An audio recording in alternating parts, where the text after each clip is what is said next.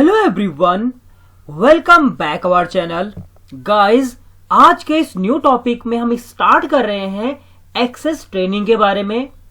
Access एक प्रकार का डेटाबेस टूल है जो डेटाबेस को मैनेज करता है। इन चीजों के लिए हम लोग एक्सेस यूज करते हैं। सो डेटाबेस क्या होता है, पहले इसके बारे में डिस्कशन कर लेते हैं। गाइस, जो एमएस ऑफिस है उसका जो काम है, बेसिकली हमारा डे टू डे लाइफ में हम जितने भी वर्क करते हैं उसको हम यूटिलाइज करते हैं। हर काम के लिए हमारे पास एक टूल दिया गया है। एग्जाम्पल के लिए मैं अपनी स्क्रीन पे आपको कुछ बताता हूं नोटपैड के अंदर। इसके बेनिफिट्स आपको पता होने चाहिए। सो गाइस, सबसे पहले हम लोग सीखते हैं एमएस पेंट। बेसिक इंफॉर्मेशन है।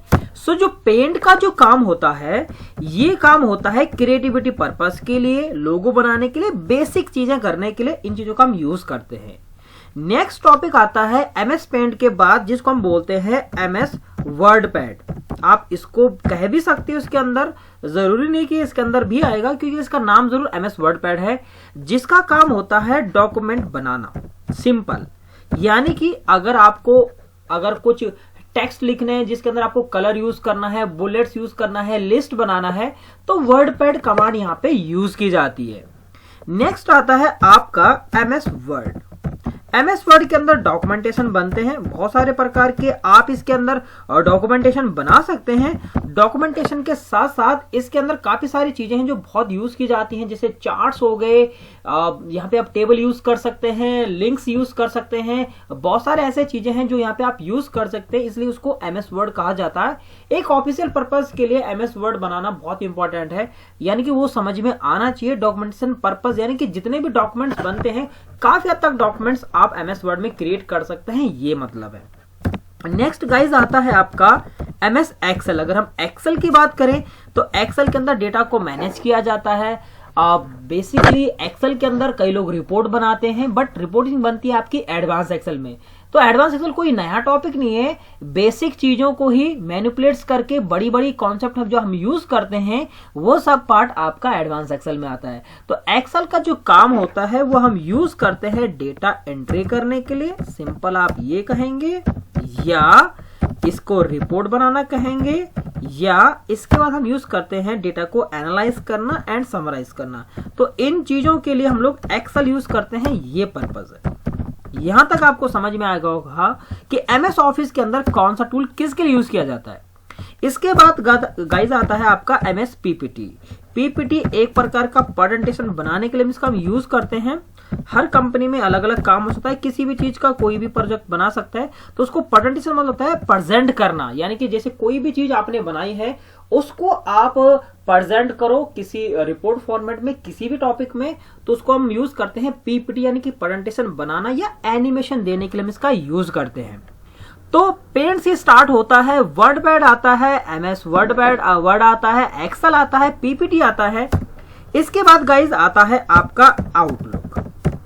जो आउटलुक कमांड है गाइज, ये हम यूज करते हैं मेल भेजने के लिए।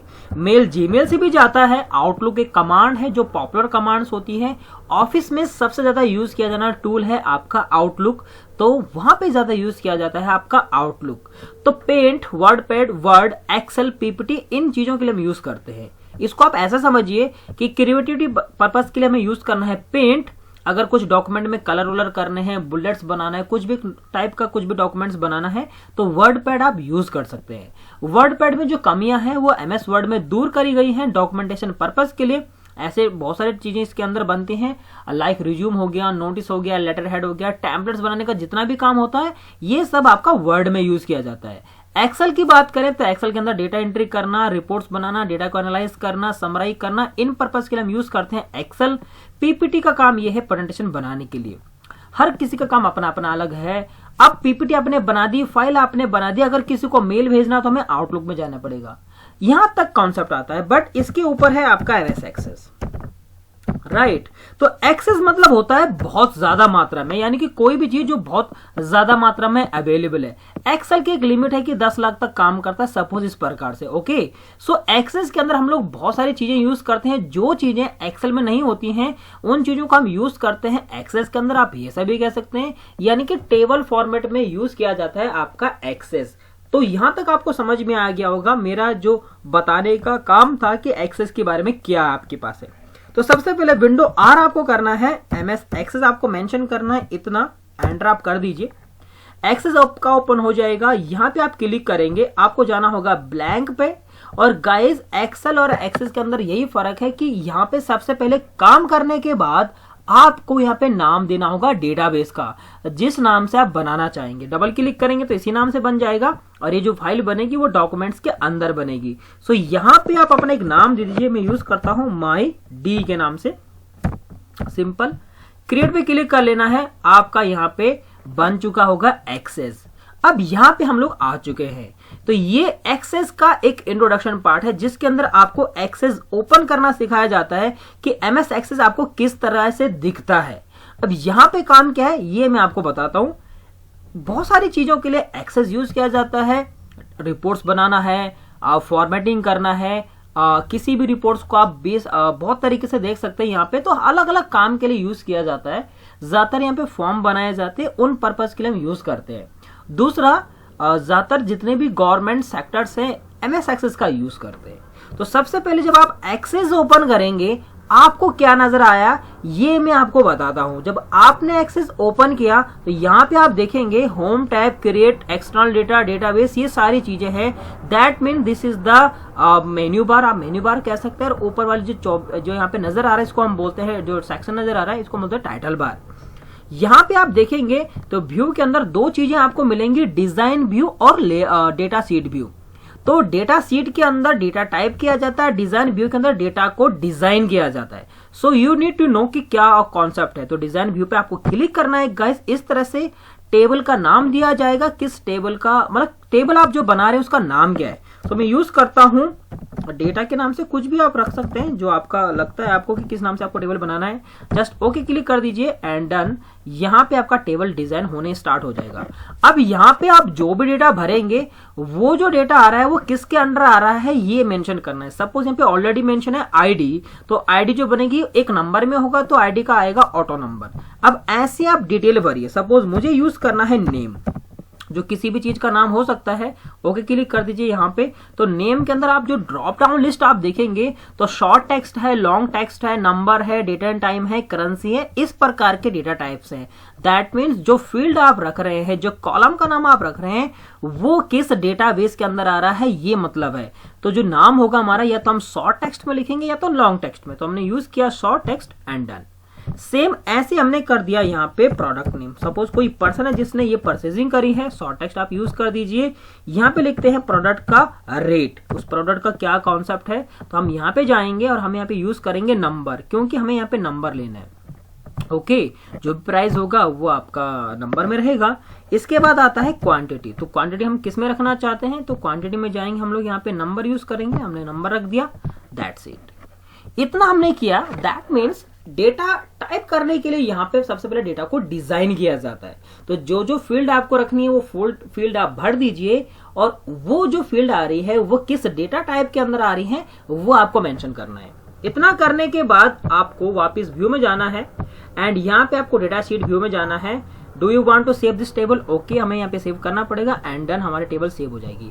अब हमें जो भी करना है वो आप यहाँ पे लिख सकते हैं। सपोज एक पर्सन है निशांत। ओके, निशांत प्रोडक्ट लेते हैं माउस, सिंपल। रेट आपने मेंशन कर दिया 450 एंड क्वांटिटी आपने मेंशन कर दिया 12। इस तरह से आप डेटा ऐड कर सकते हैं। टैप टैप करके आप न्यू एंट्री कर सकते हैं। यहाँ पे आप लिखते हैं निशा। ओके, अब निशा के अंदर हमने लिख दिया है जो प्रोडक्ट है वो है आपका कीबोर्ड, लाइक दिस। ओके, सो हम यहाँ पे लिखते हैं कीबोर्ड एंड डन। जो रेट है आपका 230 एंड क्वांटिटी। अब ध्यान से देखिए यहाँ पे नंबर का कॉलम है, क्योंकि रेट के अंदर हमने जो दिया था डेटा टाइप वो आपका नंबर का था। गलती से अगर आप यहाँ पे टेक्स्ट लिख लेते हैं और आपने टैप कर दिया तो यहाँ पे एंट्री अलाउड ही नहीं है। सो ये कॉन्सेप्ट है यहाँ पे कि एक्सेस के अंदर क्या है, और यही चीज अगर एक्सेल के अंदर होती है तो एक्सेल में क्या किया जाता है वो आप देखिए यहाँ पे। जैसे ही हमने यहाँ पे एक्सेल ओपन किया, नाउ यहाँ पे जरा ध्यान से देखिए मैं आपको क्या बता रहा हूं। आपने यहाँ पे लिखा नेम। ओके, तो नेम के अंदर आप यहाँ पे नंबर भी भर सकते हैं, ये दिक्कत हो गई।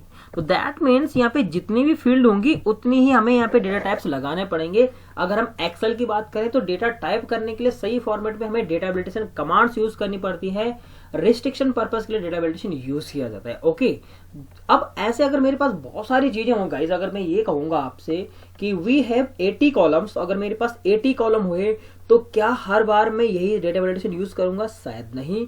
तो उस कंडीशन में प्रॉब्लम आपको हो जाएगी। तो एक्सेल काम कर रहा है यहाँ पे, ये नहीं कह रहा कि एक्सेल से काम नहीं हो रहा, होता है, बट लेंथी प्रोसेस यूज किया जाता है, जबकि यहाँ पे बने बुने कॉन्सेप्ट के साथ आप यहाँ पे यूज कर सकते हैं। और यहाँ पे आप देख भी रहे हैं आप कि मेरे पास जो नंबर्स का कॉन्सेप्ट है तो मुझे नंबर ही लिखने पड़ेंगे। सो कुल मिला के ये सारी चीजें आपके पास हैं। ये है हमारे पास गाइस इंट्रोडक्शन पार्ट की एक्सेस के अंदर आप यहाँ पे किस प्रकार से डेटा को पुटअप कर सकते हैं, डेटा डिजाइन कर सकते हैं। आई होप ये वीडियो आपको पसंद आई होगी। थैंक यू सो मच इस वीडियो को पूरा देखने के लिए।